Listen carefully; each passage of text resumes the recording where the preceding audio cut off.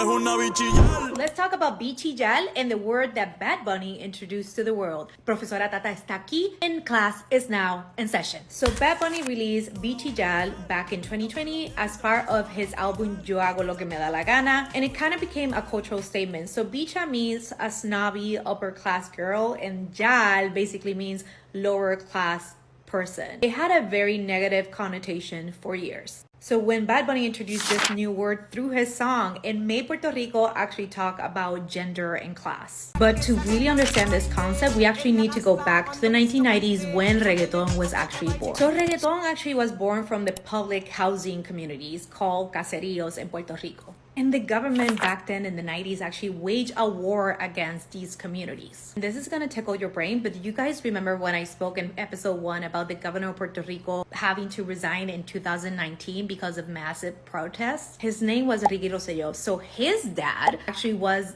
governor of Puerto Rico back in the 1990s, and he was the one who actually waged a war against reggaeton. He ran under this campaign called Mano Dura contra el Crimen at a time when Puerto Rican crime was really high. He was associating crime to reggaeton and these public housing communities, los caseríos. Also, they were doing police raids, confiscating music and censoring music around the island because they were saying the language used in reggaeton was too much and kids should not hear it. Let's just say that during that time, I had Playero and the Noise cassettes, and I was guarding it with my life. So the term Yal is basically connected to that specific word. So that's the reason it had a really bad connotation to it. And then 2004 came, and you know what came out? La Gasolina de Daddy Yankee, and reggaeton just went global and mainstream. And when that happened, because reggaeton used to be associated with lower class, it kind of became cool to listen to reggaeton and to be associated with reggaeton. So Bichiyal talks about this woman that lives between the elite and the streets. But between all the analysis about this word, one thing is clear is that reggaeton brought this into the conversation. The word by itself made us question who actually belongs, who gets respected,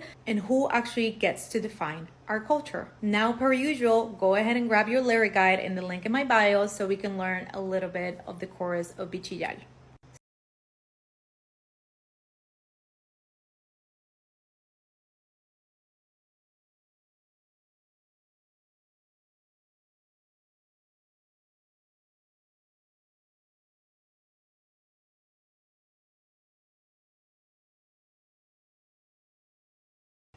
So when you hear this bop being played in the Super Bowl, if it gets played, you already know a little bit of its history. And I'll see you in the next episode.